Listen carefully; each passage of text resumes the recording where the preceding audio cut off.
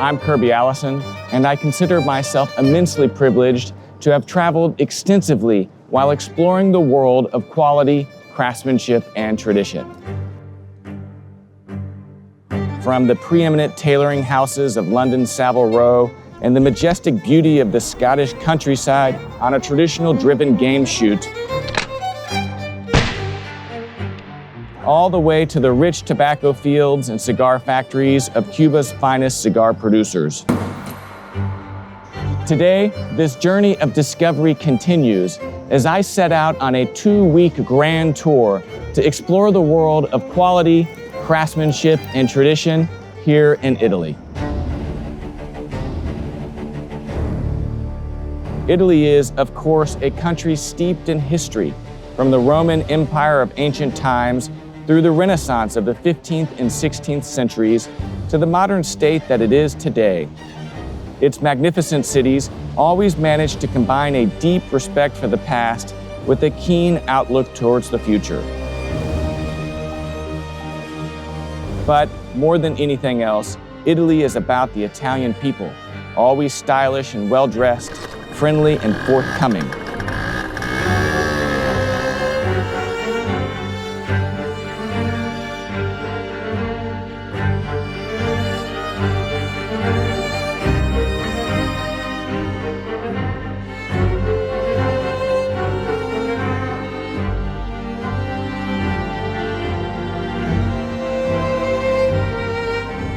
On this trip, we shall be meeting up with a wonderful array of celebrated Italian artisans and craftspeople.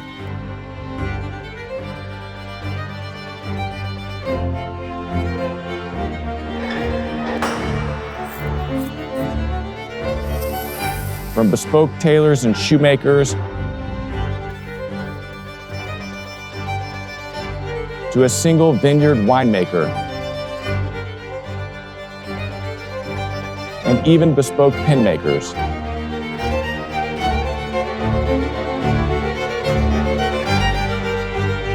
This is truly an experience not to be missed, so I hope you'll join me, Kirby Allison, as we set out for what promises to be a truly extraordinary journey exploring the world of quality, craftsmanship, and tradition of this great country.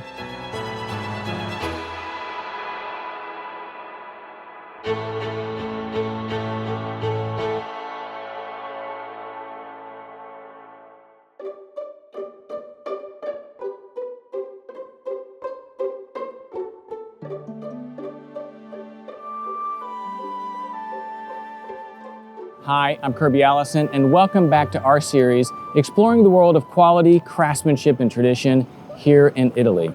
As I've traveled this beautiful country, it is clear that history and traditions are not measured in hundreds of years, but thousands of years. This couldn't be any more clear than in Rome, a city that was founded over 2,000 years ago. Here on this channel, we have explored extensively the incredible work that goes into the creation of a bespoke garment. When thinking of a bespoke suit, one first thinks of images of a proper English gentleman, but ever since the construction of St. Peter's Basilica in 400 AD, the history of this incredible city has been inseparable from that of the church and the clergy. This intersection between quality, craftsmanship, and tradition in the church has given rise to another realm of tailoring, ecclesiastical tailoring. Over the centuries, Rome has fostered the emergence of some of the world's most incredibly talented and specialized tailors, satisfying the unique sartorial needs of the clergy. Today, we have the immense privilege of visiting one of the most important, Gammarelli. Founded in 1798, their heritage spans over 225 years and embodies the profound connection between faith, tradition, and the art of tailoring. Stepping inside is to be transported back into time to a realm where the skillful hands bring divine visions to life. So join me as we step inside Gammarelli to explore the incredible quality, craftsmanship, and tradition of a family that has served as tailors to countless popes and clergy for what is now 6 generations.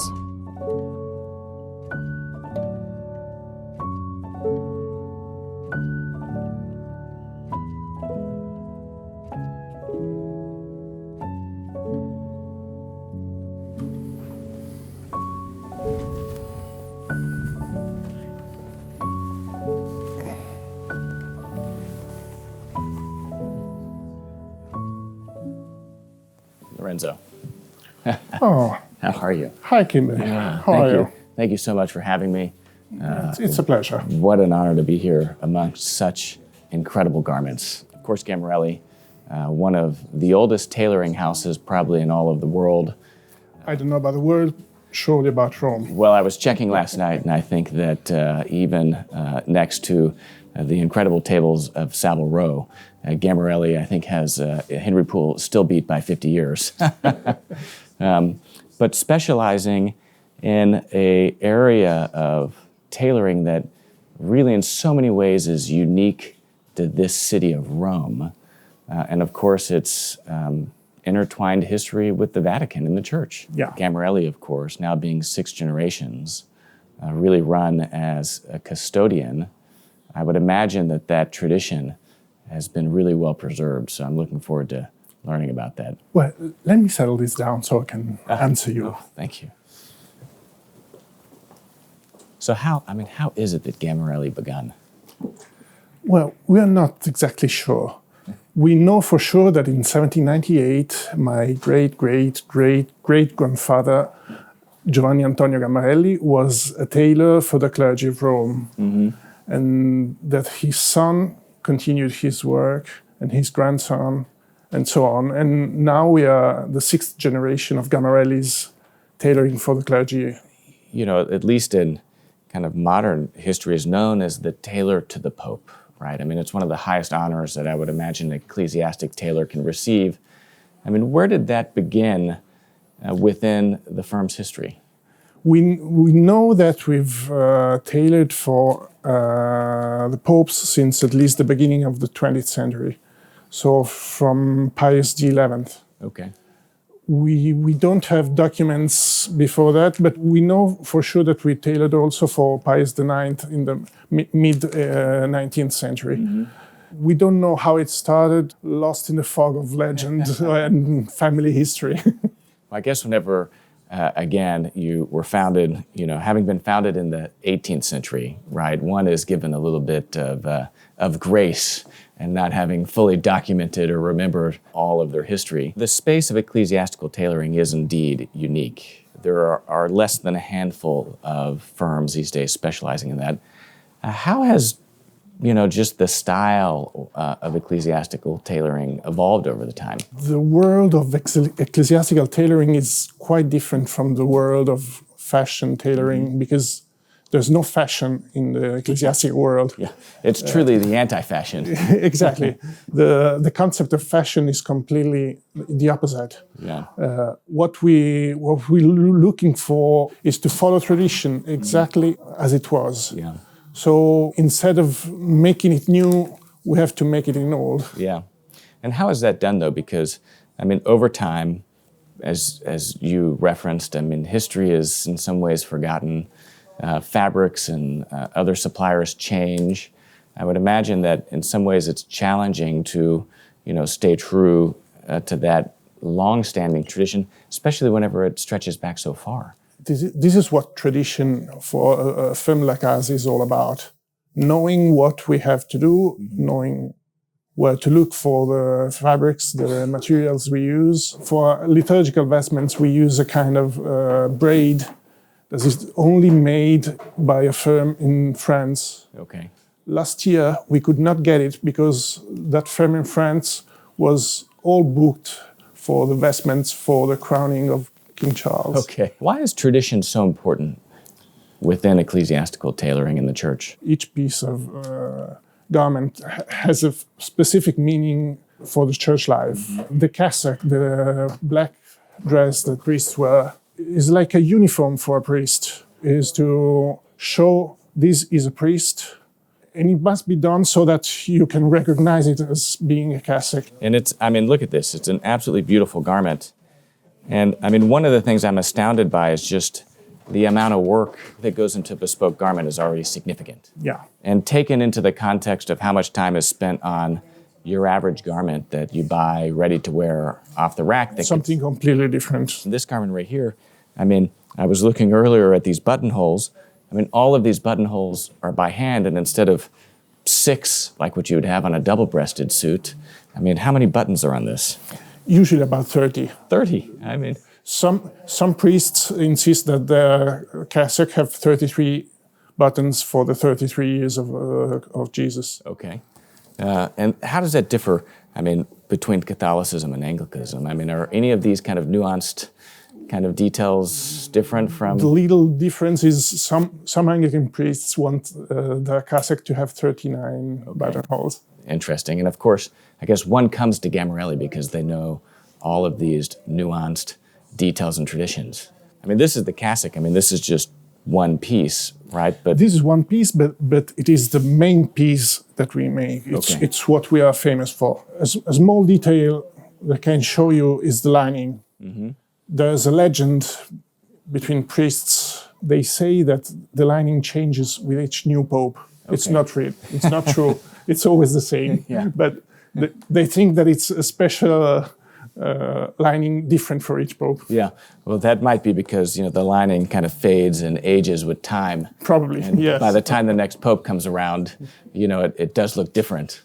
Cassock, I mean, being the foundation of ecclesiastical tailoring, is really just the tip of the iceberg. I mean, within church tradition, there's a rich history and a rich ritual of beautiful vestments to celebrate the different church seasons, even to designate one's role within the church. Yes, of course. We have this small book that my grandfather made in the 50s with some watercolors. Okay.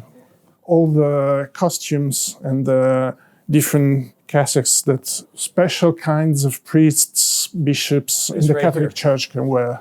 I mean, this right here is incredible. And I can only imagine just the work that goes into this. A lot of work. How often are you making something like this versus, cassocks and surplices?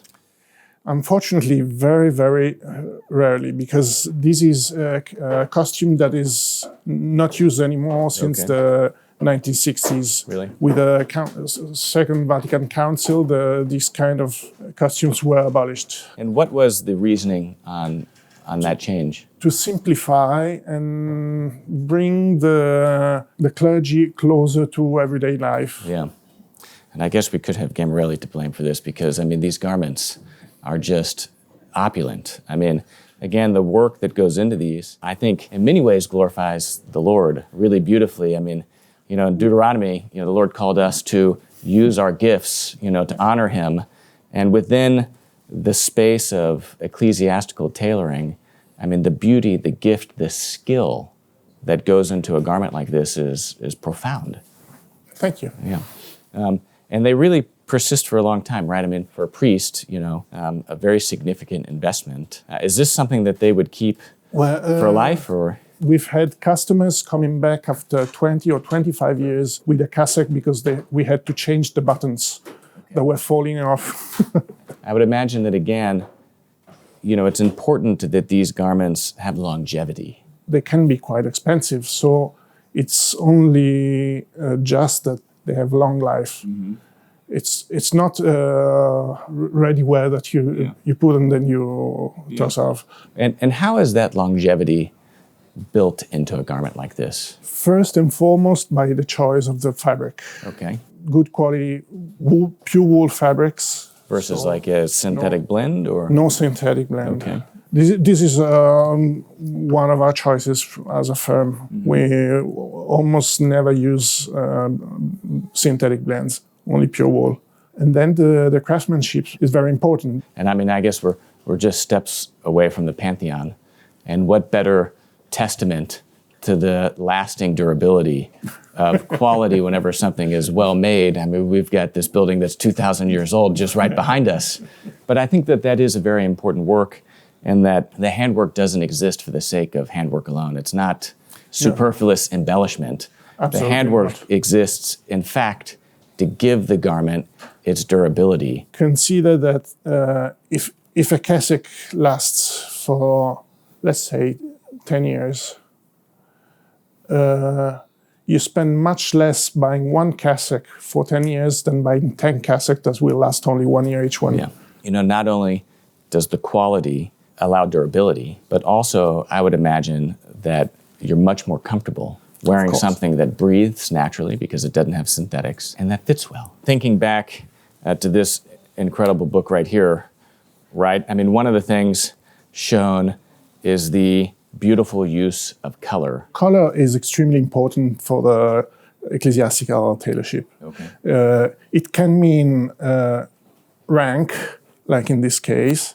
So purple is for bishops, Okay. red is for cardinals, Okay. and white is for the Holy Father. But when used in the liturgical vestments, the celebration chasubles, it means something completely different. It changes with the time of the year. So we have green for every day, red for the feasts of the martyrs, purple for Easter and Lent, white for the feasts like Christmas or Easter. And so this, what is this right here that we see being cut? This is a red chasuble, so it will be used for the feast of martyrs, for saying Mass. So this would be something that the priest would wear over his cassock Yes, to designate exactly that celebration. And so this is all cut out and made completely by hand here at Gammarelli? Yes, all the vestments here are cut by my cousin Massimiliano. I mean, absolutely amazing. I mean, all of this is made here on site in Rome at Gammarelli in this shop.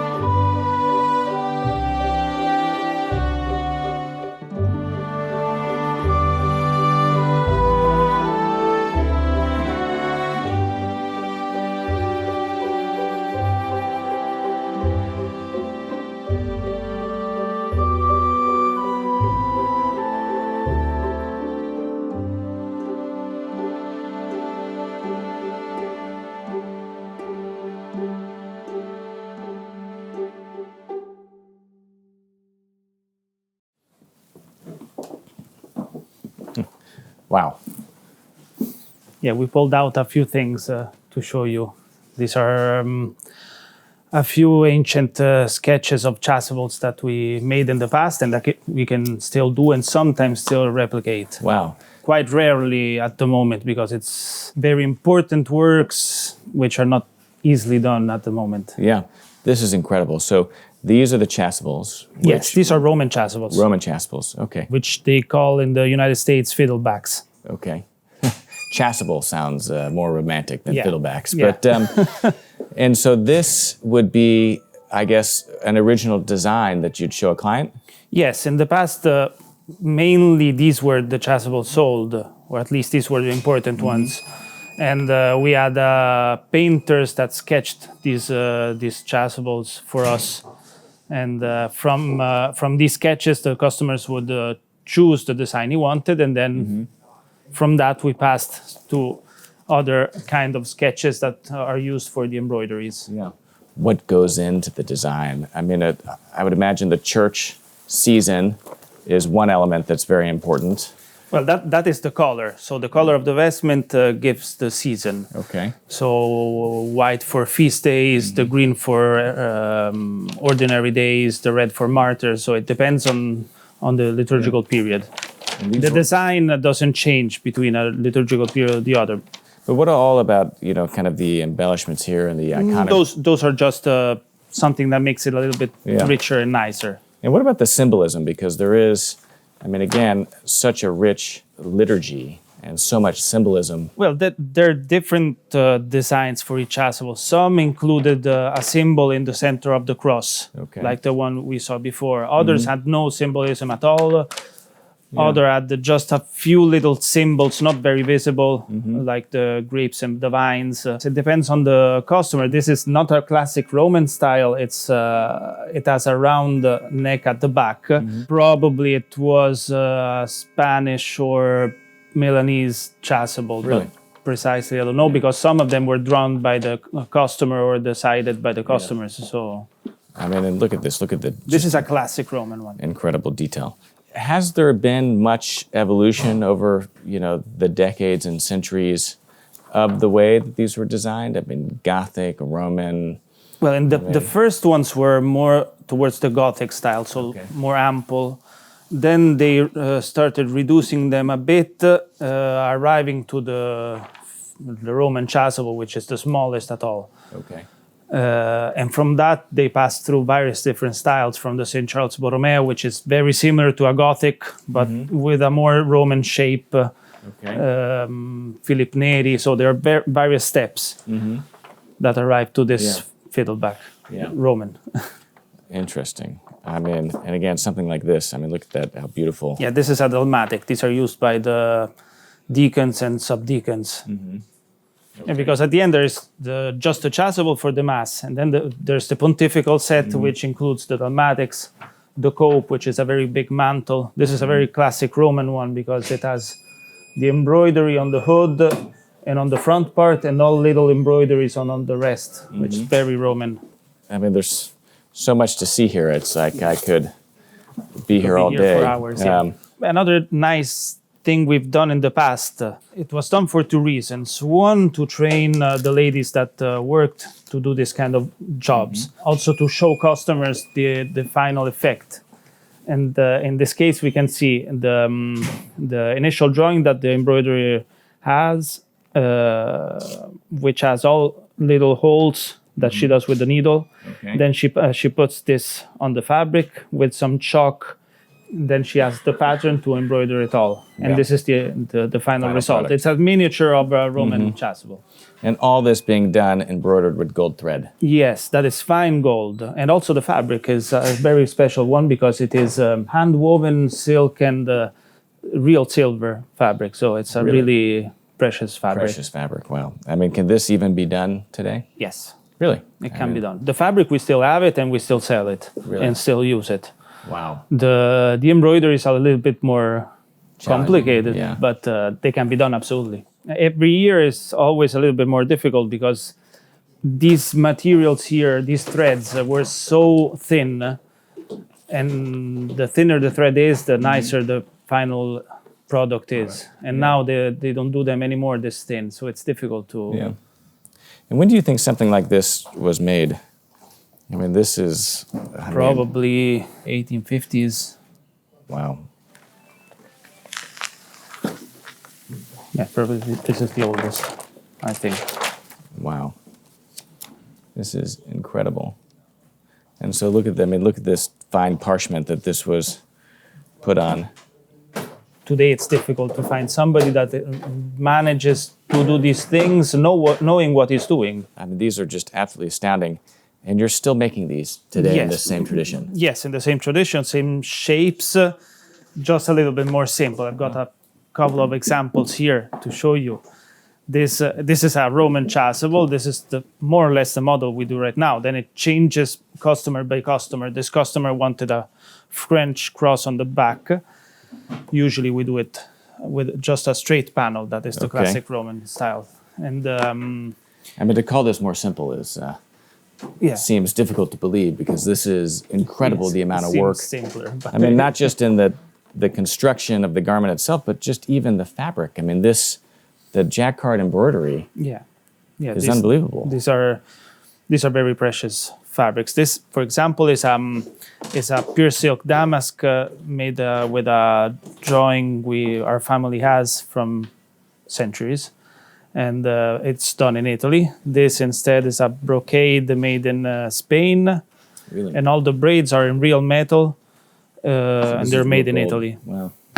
And we cut all the chasubles. We cut them on this table. It's me and my cousin that cut them, and it's nice. Unbelievable! Wow! And this instead is another kind of chasuble. This is a semi-Gothic. It's another model we sell quite often. This in particular is a design of a customer.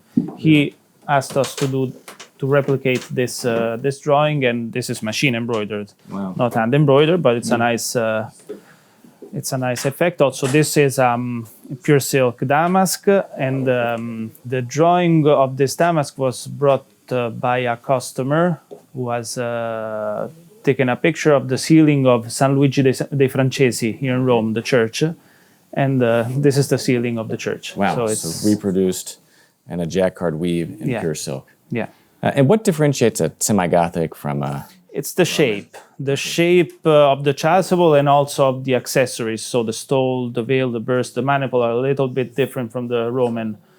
Yeah. The Gothic and semi-Gothic are much wider and more ample. The Roman I've seen is much thinner and narrow. Yeah. Wow, this is, I mean, again, we started at the cassock, simple black uniform, and here we are, getting in some of, the most intricate and embellished, beautiful designs. And this is the fun part for us because we personally got them. So it is the fun part. Also seeing the customers when they're happy. It's really yeah.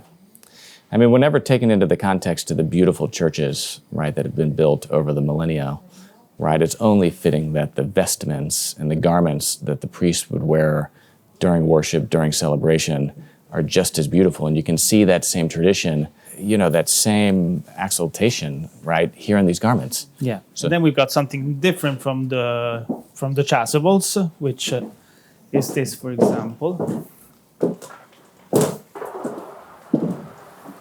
Wow. This is a uniform for a knight of St. Gregory. It's a pontifical order. Okay. These are done completely to measure, and all the embroideries are made by hand in fine silver. So this is also a nice piece of art at the end. It's not just a suit or a frack. It's another last thing to show, something that is still used today, which are laced albs, a surplice or rochets. This in particular is an alb. It's in pure linen. It's worn over the cassock during mass. Wow. Then over this they put the chasubles. Okay. And this in particular is a very fine lace. Look at this This lace. is a Cantu. This comes from Cantu, so it's an Italian style lace, a very precious one, completely hand done, and it looks like three-dimensional on where the symbols are. And it's every 50 centimeters there's a different symbol, so it's a very rich and precious. Unbelievable. And this is something that would still be worn. Yes. I mean, this is totally done by hand. Completely by hand. Starting with a solid piece of linen that is then pulled back, right? I mean, or taken away. No, right? no. That is a different kind of lace. Okay. This instead is a piece of lace that is made by itself. Then it's attached on the body.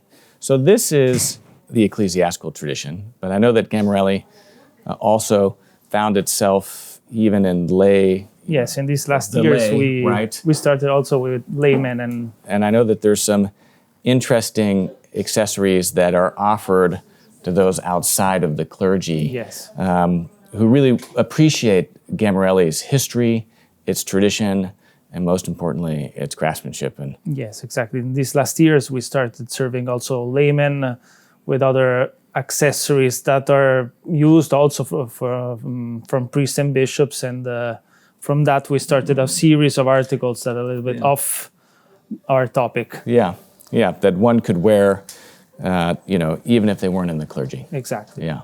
Oh, I'd love to see those. Yes, my sister Alessia will show you all these items. Yeah.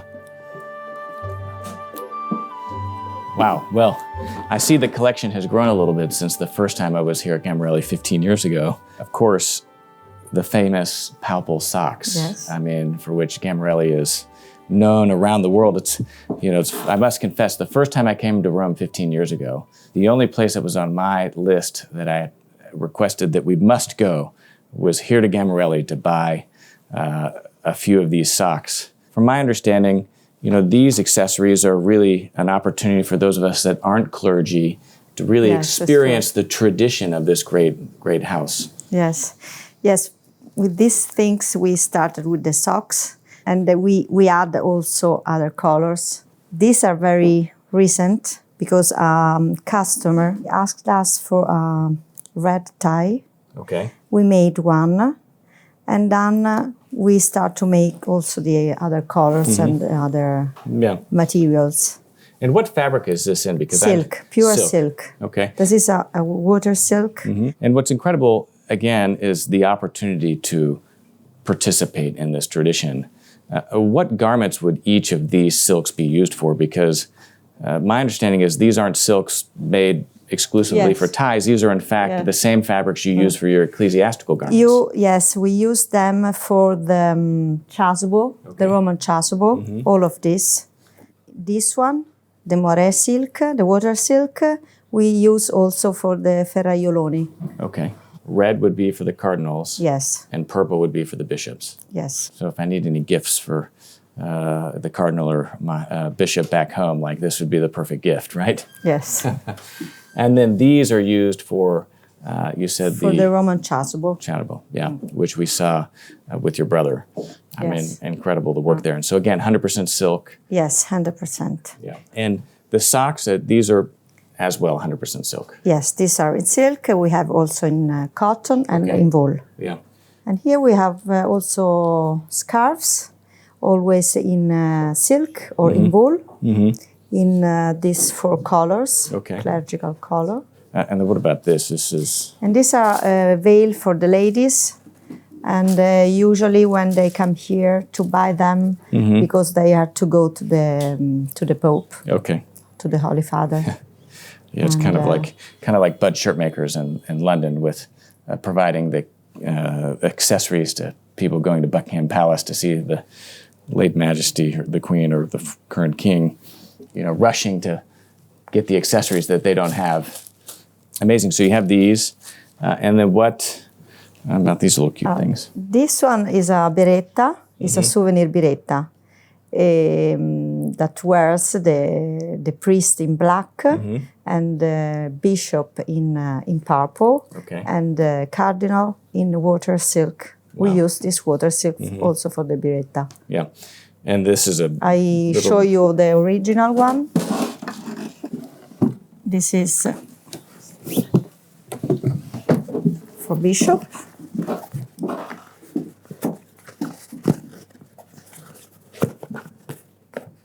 This is the original size. Amazing. And so made exactly the same, but miniature. Yes. That's beautiful. And what about these beautiful cufflinks? These are in silver. They are all handmade. Okay. The artisan who made them is here in Rome, in the center of Rome. And what is the symbolism here? Like, what would this be representing?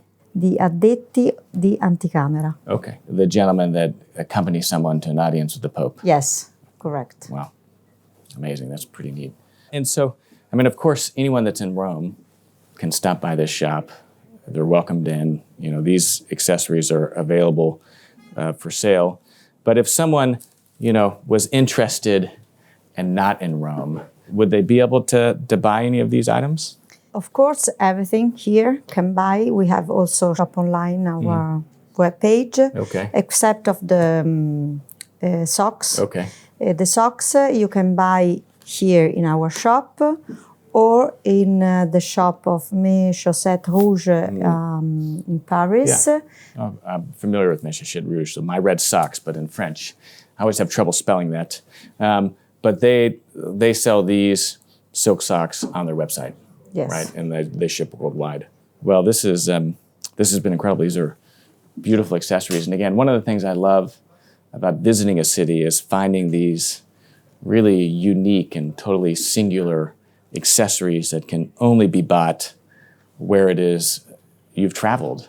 And so to be in Rome, to have an opportunity to stop by Gammarelli, a shop that's been serving, the Vatican for 225 years, and to be able to walk away with something like this seems like you're literally walking away with history.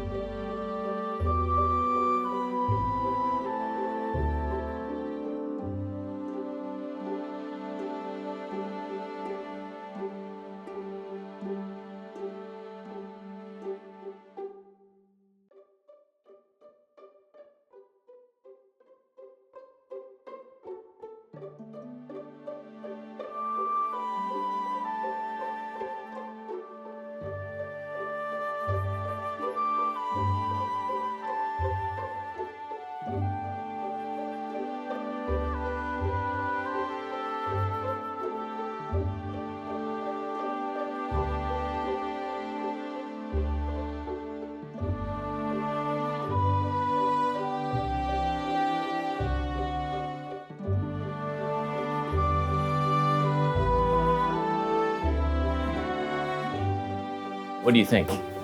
Beautiful, perfect. I mean, it's perfect. I don't think I could have possibly gotten a more perfect knot. Thank you so much for these. I look forward, I know just the people at my church I'm going to gift those to. And thank you so much for your time and for sharing the incredible story of Gammarelli with me. I mean, to see quality, craftsmanship, and tradition alive at this level, I have to say it's probably one of the things I'll remember about this trip most. Thank you. Thank you very much. Thank you. Yeah, Lorenzo, thank you. Stefano, thank you. Alessia, Thank you very much. Thank you so much. Thank you. And wow, perfect ending to this trip. Yeah, thank you. Thank you. Thank you very much. Wow. I mean, of all of my travels, this has to be one of the most incredible experiences to step inside Gammarelli, 225 years of history, Tailor to the popes, and to thousands of members of clergy is really incredible. And I think here you really see quality, craftsmanship, and tradition represented at the absolute highest level. I mean, here they've been doing a very specific kind of tailoring, ecclesiastical tailoring, for a church, the Vatican, that honors tradition and is unchanging. And so here, more than any place I've ever been, I've seen truly history. Thank you for joining me on this incredible journey exploring the world of quality, craftsmanship, and tradition here in Italy. I'm Kirby Allison. Thanks for watching.